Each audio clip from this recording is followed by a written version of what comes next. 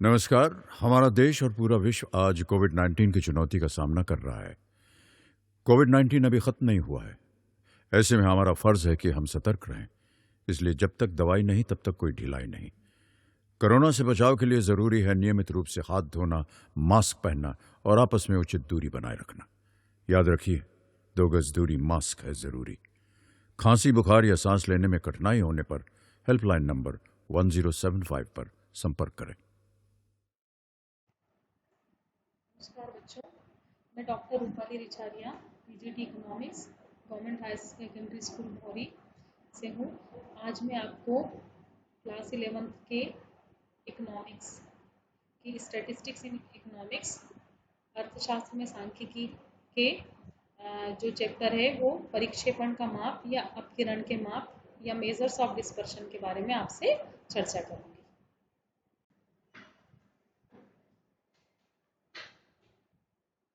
सवाल दिया हुआ हमें x इज इक्वल्स टू कुछ वैल्यूज दी हुई है 2, 4, 7, 8 एंड 9। हमने यहाँ पे कल्पित माध्य 7 माना है। 7 मान के जब हम डिफरेंस लेंगे x की वैल्यूज से तो हम यहाँ पे डिफरेंस लेके मॉड डी निकाल देंगे। और जैसा कि हमें पता माध्य विचलन में माइनस प्लस के साइंस को इग्नोर किया जाता है, तो हम उसको माइनस करते समय, घटाते समय प्लस माइनस के साइन को इग्नोर करेंगे। तो 2 minus 7 is equals to 5, 4 minus 7 is equals to 3, 7 minus 7 is equals to 0, 8 minus 7 is equals to 1 and 9 minus 7 is equals to 2। और इनको हम जब सबको वैल्यूज को जोड़ लेंगे, हमने सब इनको जोड़ा, ऐड किया, तो दैट इज 11। तो ये मॉड डी का जो समेशन है वो 11।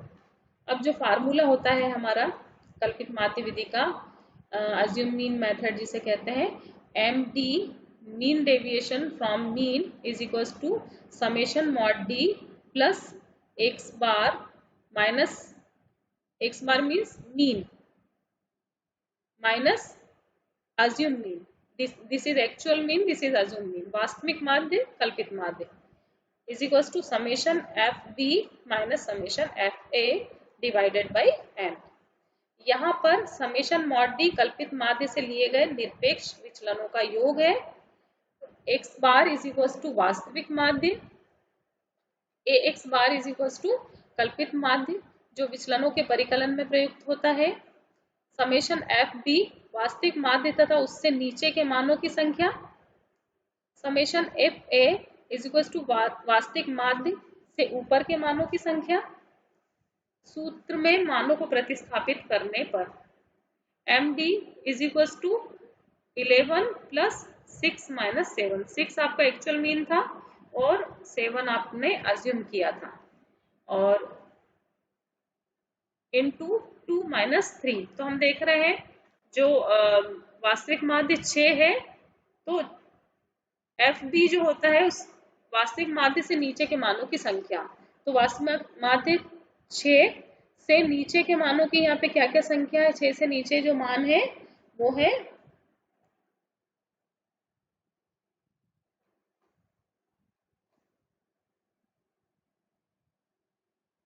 2 मान माइनस 3, यानी वास्तविक माध्य के ऊपर के मानों की संख्या थी, यानी 6 से जो ऊपर माप है वो 3 है, तो 2 माइनस 3।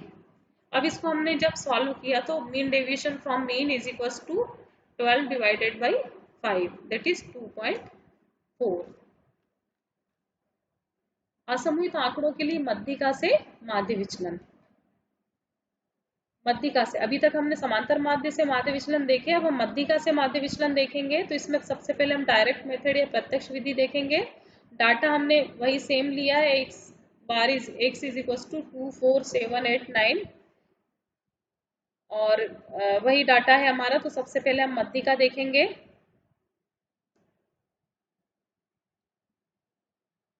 तो मध्यिका हमने इसकी निकाली पहले, फिर मध्यिका से जब हमने विचलन निकाले तो हमारे जो विचलन क्रमशः है 5, 3, 0, 1 एंड 2, जिसको हमने मॉड डी से प्रेजेंट किया। यहाँ पे भी मध्यिका से जब हम इसके डिफरेंसेस लेंगे तो प्लस और माइनस साइन को इग्नोर करना है, इसलिए हमने यहाँ कोई साइन नहीं लगाए। मॉड डी को हमने यहाँ पे टोटल कर लिया, दैट इज 11। अब हम फार्मूले में लिखेंगे मध्यिका से माध्य विचलन इस प्रकार होता है, M D from median is equal to summation mod D divided by N. Summation mod D हमारा 11 आया, उसको जब हमने 5 से डिवाइड किया दैट इज 2.2। अब शॉर्टकट मेथड हम देखते हैं, संक्षिप्त विधि। संक्षिप्त विधि द्वारा माध्य विचलन को परिकलित करने हेतु किसी मान a को विचलनों के परिकलन के लिए प्रयुक्त किया जाता है और इसके लिए निम्न सूत्र है M D from median is equal to summation mod D plus median minus A into summation F B minus summation F A divided by N. यहाँ पे पर a जो है वो एक स्थिरांक है जिससे विचलनों को परिकलित करते हैं। अन्य संकेतक वैसे ही रहेंगे जैसे कि कल्पित माध्य विधि में होते हैं। अब कंटिन्यूअस सीरीज के लिए हम माध्य से माध्य विचलन, समांतर माध्य से माध्य विचलन सतत श्रृंखला में कैसे निकालते हैं देखेंगे। यहाँ पे हमें जो सवाल दिया है उसमें कंपनियों का लाभ लाख रुपए में दिया हुआ वर्ग अंतराल, उसके साथ ही हमें बारंबारता दी है कंपनियों की संख्या। तो हमने देखा 10 से 20, 20 से 30, 30 से 50, 50 से 70 एंड 70 से 80। वहीं पे हमने कंपनियों की संख्या जो देखी 5, 8, क्रमशः 16, 8 और 3। सतत वितरण के लिए माध्य से माध्य विचलन जब हम निकालते हैं तो उसके कुछ चरण होते हैं। सबसे पहले वितरण का हमें माध्य निकालना पड़ेगा, समांतर माध्य परिकलित कीजिए। दूसरा, माध्य से वर्गों के मध्य बिंदुओं का निरपेक्ष विचलन निकालिए, दैट इज मॉड डी परिकलित कीजिए। तीसरा, f इंटू मॉड डी यानी जो आवृत्ति उसमें मॉड डी से मल्टीप्लाई करेंगे का मान प्राप्त करने के लिए प्रत्येक जो फ्रीक्वेंसी यानी मॉड डी के मान को इसकी संगत बारंबारता से हमें गुणा करना है और इन्हें जोड़ के summation of f into mod D प्राप्त करना है। फिर हमें निम्न सूत्र का प्रयोग करना है, मीन डेविएशन माध्य विचलन फ्रॉम मीन यानी समांतर माध्य से माध्य विचलन बराबर summation of f into mod D divided by summation f। अब इस उदाहरण के द्वारा हम देखेंगे तो सबसे पहले हमारे वर्ग अंतराल थे 10 से 20, 20 से 30, 30 से 50, 50 से 70 और 70 से 80, साथ ही बारंबारता इस प्रकार दी है। तो सबसे पहले हम क्या निकालेंगे, मध्य बिंदु हमने निकाले। तो मध्य बिंदु जब हमने वर्ग अंतराल से निकाले तो मध्य बिंदु निकालने के लिए lower limit plus upper limit divided by 2। 10 धन 20 को जब हमने 2 से भाग दिया तो वो 15 आया। इसी प्रकार 20 धन 30 डिवाइडेड बाई 2 तो 25 आया। 30 धन 50 भागित 2 किया तो 40 आया। 50 धन 70 भागित 2 किया तो हमारा 60 आया। इसी प्रकार 70 धन 80 भागित 2 किया तो 75 आया। तो इस प्रकार से हमने मध्य बिंदु परिकलित कर लिए वर्ग अंतराल से। अब हमें मीन लेना है तो मीन हमारा 40.5 आया है। अब 40.5 को हमको मध्य बिंदु से इनका डिफरेंसेस लेना है। तो 15 और यहाँ पे डिफरेंस लेते समय प्लस माइनस साइन को इग्नोर किया करना है। तो 15 में से हमने जब 40.5 को माइनस किया तो हमारा 25.5 आया। उसी प्रकार 25 में से हमने 40.5 को माइनस किया तो 15.5 आया। 40 में से 40.5 को माइनस किया तो 0.5 आया। इसी प्रकार 60 में से हमने 40.5 को जब माइनस किया तो दैट इज 19.5 और 75 में से 40.5 को माइनस किया तो हमारा 34.5 आया। इसको हमने मॉड डी लिख लिया क्योंकि प्लस माइनस साइन नहीं लिखे। अब अगली स्टेप में क्योंकि फार्मूले हमें हमको क्या चाहिए, f इंटू मॉड डी, तो मॉड डी हमारा निकल गया है। अभी हमको मॉड डी में क्या करना है, f से मल्टीप्लाई। तो f यानी फ्रीक्वेंसी बारंबारता से हमको मॉड डी को मल्टीप्लाई करना है। तो हम इसके सामने की जो वैल्यूज है उनको मल्टीप्लाई करते जाएंगे।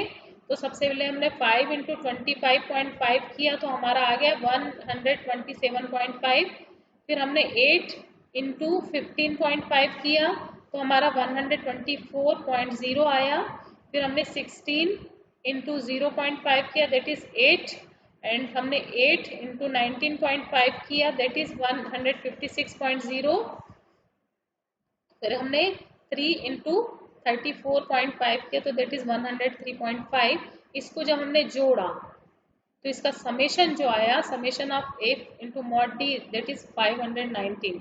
फिर हमने फार्मूले में वैल्यू पुट करी, summation of f into mod D that is 519 और डिवाइडेड बाई समेशन f यानी बारंबारता फ्रीक्वेंसी का समेशन हमारा 40 था तो इससे डिवाइड कर देंगे तो हमारा आंसर आएगा 12 माइनस 9, 12.975। अब मध्यिका से माध्य विचलन। मध्यिका से जब हम माध्य विचलन निकालते हैं उसके लिए हमने सवाल लिया है वर्ग अंतराल और बारंबारता हमें दी हुई है। मध्यिका से माध्य विचलन परिकलित करने की प्रक्रिया ठीक वैसे ही है जैसे कि माध्य से माध्य विचलन के लिए होती है, सिवाय इसके कि विचलन मध्यिका से लिया जाए, जैसा कि नीचे दिखाया गया है। तो सबसे पहले हम इसकी मध्यिका निकाल लेंगे। मध्यिका भी हमारी यहाँ पर भी 40.5 आई है। तो हम वर्गंतराल से पहले इन वर्गंतराल से वही मध्य बिंदु हम यहाँ निकाल लेंगे, बारंबारता ले लेंगे, ठीक है। 40.5 जो हमारा आया है, डिफरेंसेस ले लेंगे हम, डिफरेंसेस लेके एफ मॉड डी निकाल लेंगे और formula mean deviation from median is equal to summation of F mod D divided by summation F.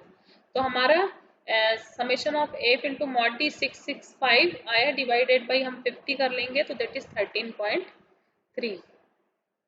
अब मानक विचलन या प्रमाप विचलन या जिसे स्टैंडर्ड डेविएशन भी कहते हैं। मानक विचलन माध्य से विचलनों के वर्गों के माध्य का धनात्मक वर्गमूल है। इसलिए यदि 5 मान x1, x2, x3, x4 और x5 हैं, तो सबसे पहले इनका माध्य परिकलित किया जाता है, समांतर माध्य निकाला जाता है। इसके बाद माध्य से मानों के विचलन परिकलित किए जाते हैं। तो जैसे डाटा दिया, 5 वैल्यू दिए, सबसे पहले समांतर माध्य निकालेंगे। जो वैल्यू आएगी उससे सभी वैल्यूज हैं उसका डिफरेंस लेंगे, अंतर लेंगे, फिर इन विचलनों का वर्ग किया जाता है। फिर इन अंतरों का वर्ग करेंगे हम। इन वर्ग विचलनों का माध्य प्रसरण कहलाता है। प्रसरण धनात्मक वर्गमूल मानक विचलन होता है। अब प्रमाप विचलन जो होता है, प्रमाप विचलन अपकिरण की एक आदर्श माप है। इसका आशय उस माप से होता है जो कि पदों के समांतर माध्य के से लिए गए विचलनों के वर्गों के समांतर माध्य का वर्गमूल है। विशेषताएं होती है मानक विचलन की, कुछ विशेषताएं हैं। इसके अंतर्गत विचलन सदैव समांतर माध्य से ही लिए जाते हैं, जबकि माध्य विचलन में हम मध्यिका और समांतर माध्य का प्रयोग कर रहे थे, लेकिन मानक विचलन, प्रमाप विचलन या स्टैंडर्ड डेविएशन में जो विचलन होते हैं वो सदैव समांतर माध्य से ही लिए जाते हैं, क्योंकि यह माध्य से केंद्रीय प्रवृत्ति का सर्वश्रेष्ठ माप समझा जाता है। केंद्रीय प्रवृत्ति का कोई यदि सर्वश्रेष्ठ माप है तो वो मानक विचलन है, क्योंकि माध्य विचलन में तो हम प्लस माइनस साइन को इग्नोर कर देते हैं, लेकिन इसमें वो गलती हटाने के लिए हम क्या करते हैं, उसके वर्ग कर देते हैं। तो यह केंद्रीय प्रवृत्ति का सर्वश्रेष्ठ माप है। इस माप के अंतर्गत बीजगणितीय चिन्ह धन तथा ऋण को छोड़ा नहीं जाता, बल्कि मूल्यों का वर्ग करने पर वे स्वयं ही धनात्मक हो जाते हैं। यहाँ पे धन ऋण को छोड़ा नहीं जाता बल्कि वर्ग कर देते हैं जब, तो वो अपने आप ही वो एलिमिनेट हो जाते हैं। तीसरी विशेषता जो है मानक विचलन की, वो है विचलन के वर्गों के योग में पदों की संख्या का भाग दिया जाता है। विचलन के जो वर्ग के योग होते हैं उसमें पदों की संख्या का भाग देते हैं।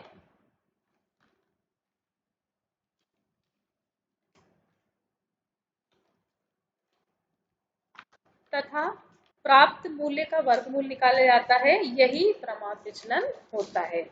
तो विचलन के वर्गों का योग जब हम निकालते हैं उसमें पदों की संख्या का भाग देते हैं और प्राप्त जो मूल्य होता है फिर उसका क्या निकाल लेते हैं, वर्गमूल। तो यही जो वर्गमूल है वो प्रमाप विचलन होता है। प्रमाप विचलन के कुछ गुण भी होते हैं। यह श्रेणी के सभी मूल्यों पर आधारित होता है। दूसरा, यह विशुद्ध गणितीय विधि पर आधारित है, अतः उच्चतर गणितीय रीतियों में इसका काफी प्रयोग होता है। तीसरा, अपकिरण की अन्य मापों की अपेक्षा प्रमाप विचलन पर निदर्शन परिवर्तनों का सबसे कम प्रभाव होता है। चौथा, यह अपकिरण का एक स्पष्ट और निश्चित माप है जो प्रत्येक स्थिति में ज्ञात किया जा सकता है। पांचवा, इसके द्वारा सामान्य वक्र के क्षेत्र का निर्धारण स्पष्ट रूप से हो जाता है। छठवां, इसका बीजीय विवेचन संभव है। सातवां, अपकिरण का निम्नलिखित क्षेत्रों में अत्यधिक उपयोग किया जाता है। नंबर 1, विभिन्न समूहों के विचरण की तुलना करने में, देव न्यादर्शों में विभिन्न मापों की अर्थपूर्णता की जांच करने में, प्रसामान्य वक्र के अधीनस्थ क्षेत्रफल की जांच करने में, नॉर्मल प्रोबेबिलिटी कर्व जो होता है उसके अधीनस्थ जो क्षेत्रफल उसकी जांच करने में भी स्टैंडर्ड डेविएशन का यूज किया जाता है। सहसंबंध विश्लेषण में श्रेणी में मूल्य वितरण की सीमाएं निर्धारित करने में, इतने मानक विचलन का उपयोग किया जाता है। प्रमाप विचलन के कुछ दोष भी हैं। पहला दोष यह है कि यह अन्य मापों की अपेक्षा समझने में कठिन है। दूसरा, यह चरम मूल्यों को अत्यधिक महत्व देता है। तो इसके कुछ दोष हैं ये।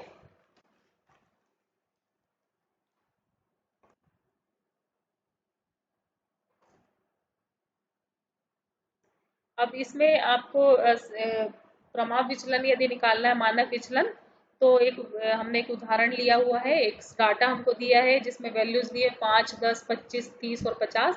तो सबसे पहले हम क्या करेंगे, इसका समांतर माध्य निकालेंगे। समांतर माध्य में जो भी वैल्यू आएगी उससे इन एक्स डाटा का डिफरेंस लेंगे। तो हमने डिफरेंस लिया यहाँ पे -19, -14, +1, +6, +26। फिर हम विचलनों का क्या करेंगे, वर्ग। तो डी का हमने क्या किया, स्क्वायर। तो यहाँ स्क्वायर किया, 19 × 19 = 361, 14 × 14 = 196। 1 का स्क्वायर 1 ही होता है, 6 का स्क्वायर 36, 26 का स्क्वायर जो है वो दैट इज 676। फिर इन जो वर्ग है विचलनों से जो वर्ग लिया हुआ उसका योग करेंगे, समेशन ऑफ डी स्क्वायर। तो हमारा 1270 आ गया। अब हम यहाँ देखते हैं जो फार्मूला है, फार्मूला हमारा स्टैंडर्ड डेविएशन या प्रमाप विचलन = summation of D square divided by N. तो समेशन ऑफ डी स्क्वायर हमारा क्या आया, 1270। तो 1270 डिवाइडेड बाई एन यानी नंबर ऑफ डाटा। तो हमारे नंबर ऑफ डाटा है 5। हमने 5 से डिवाइड किया तो 254 आया। उसका हमने अंडर रूट निकाला तो वर्गमूल निकाला तो 15.937 हमारा प्रमाप विचलन आया। इसी प्रकार हम दूसरी जो विधि लेते हैं, दूसरी विधि में हम देखते हैं, हमने एक्स डाटा लिया, उसका जो फार्मूला है मानक विचलन के लिए सूत्र है that is standard deviation = summation of D square upon N into summation D upon N का होल स्क्वायर का अंडर रूट जो हम लेंगे। तो हमने यहाँ देखा समेशन डी स्क्वायर हमारा 1575 आया है divided by 5 into summation D का होल स्क्वायर। समेशन डी हमारा -5 था तो इसका D divided by N, N हमारा 5 है तो इसका होल स्क्वायर ले लिया हमने। इस प्रकार से यदि हमने इसकी वैल्यू निकाली शॉर्टकट मेथड की संक्षिप्त विधि में तो वो आए √254 दैट इज 15.937 प्रत्यक्ष विधि।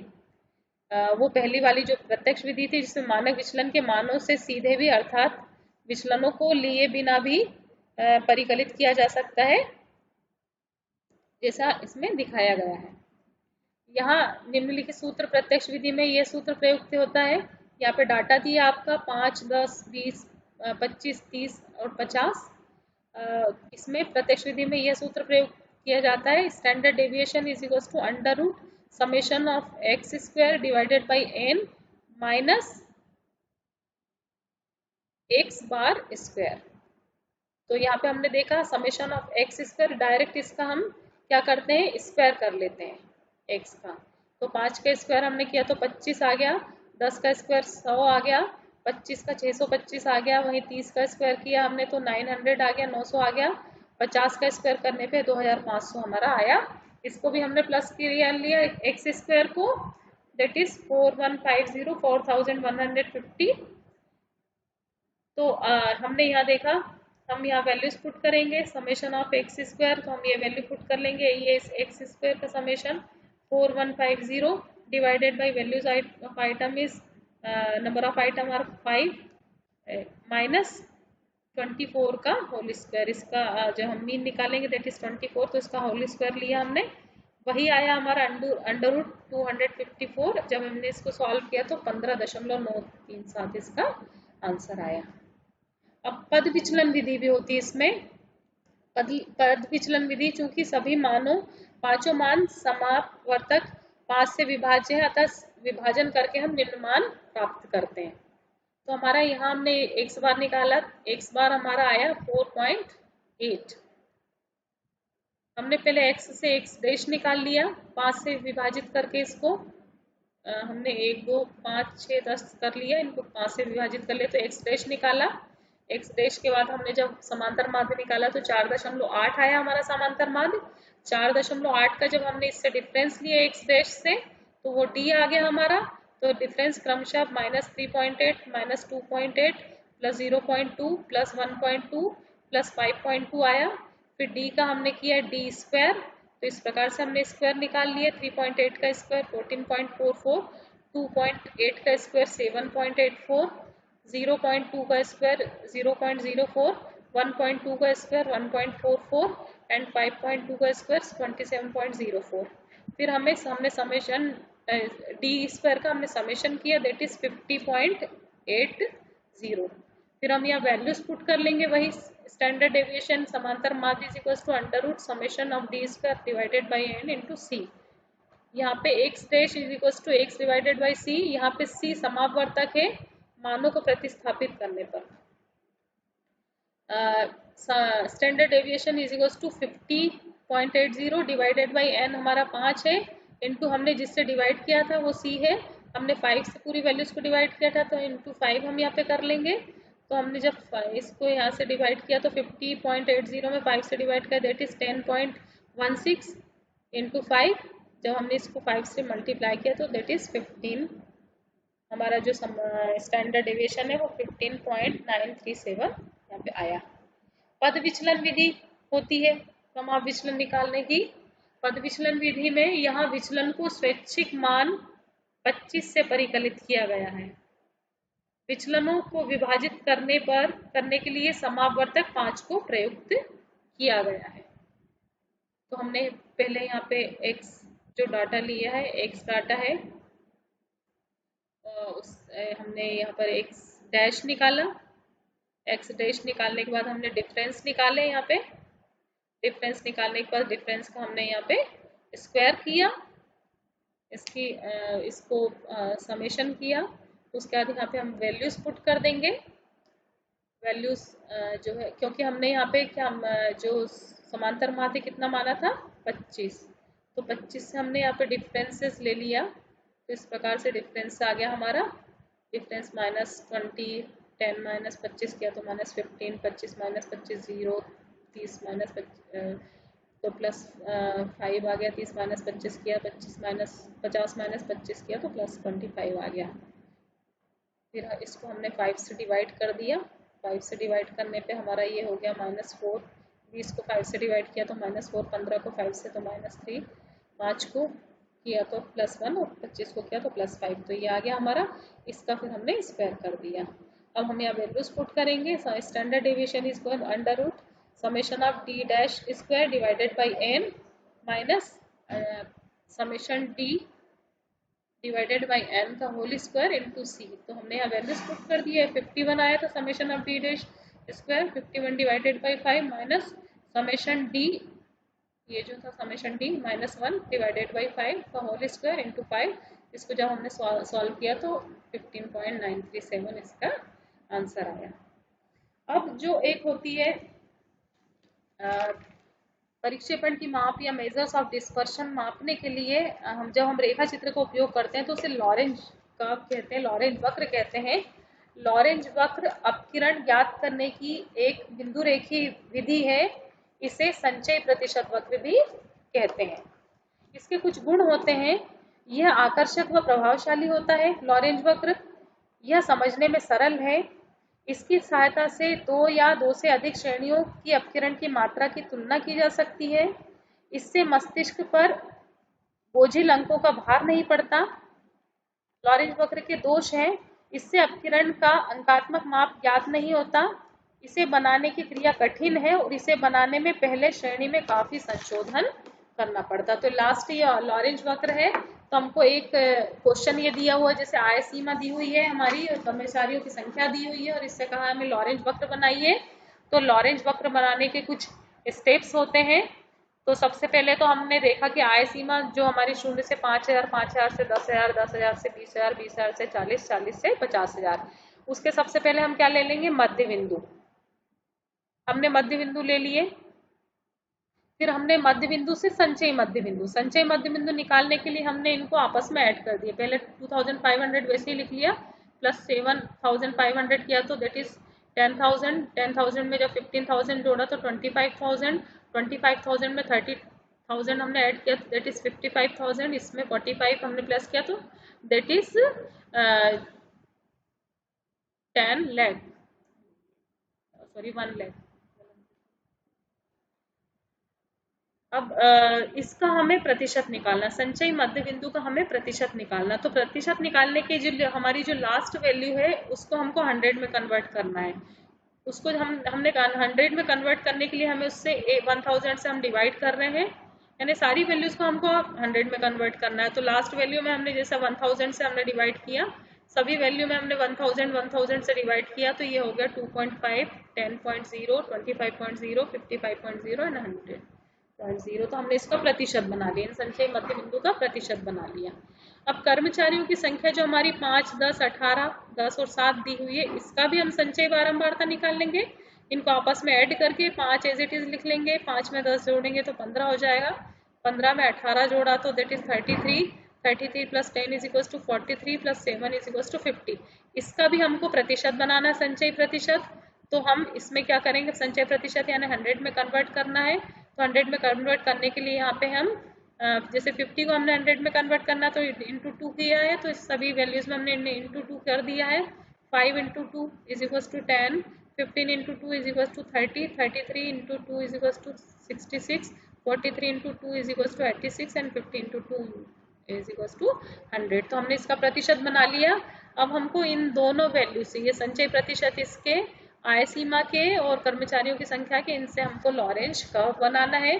तो हम इसकी कुछ स्टेप्स देख लेते हैं किस प्रकार से इसका निर्माण होता है। सबसे पहले वर्गों के मध्य बिंदु परिकलित कीजिए तथा उनका संचयी योग कीजिए, जैसे स्तंभ 3 में हमने किया है। स्तंभ 6 के अनुरूप संचयी बारंबारताएं परिकलित कीजिए। स्तंभ 3 और 6 का कुल योग 100 के रूप में व्यक्त कीजिए और इन स्तंभों को संचयी योगों से प्रतिशत में बदलिए, जैसा कि स्तंभ 4 और 7 में किया गया है। अब ग्राफ पेपर पर चर आय के संचयी प्रतिशत को y अक्ष पर तथा बारंबारताओं कर्मचारियों की संख्या के संचय प्रतिशत को x अक्ष पर प्रदर्शित कीजिए। इस तरह से प्रत्येक अक्ष पर 0 से 100 तक का मान होगा। निर्देशांक 0, 0 को 100, 100 से जोड़ते हुए एक रेखा खींचिए। इसे समवितरण रेखा या लाइन ऑफ इक्वी डिस्ट्रीब्यूशन कहते हैं, जैसा कि चित्र में ओसी रेखा द्वारा दर्शाया गया है।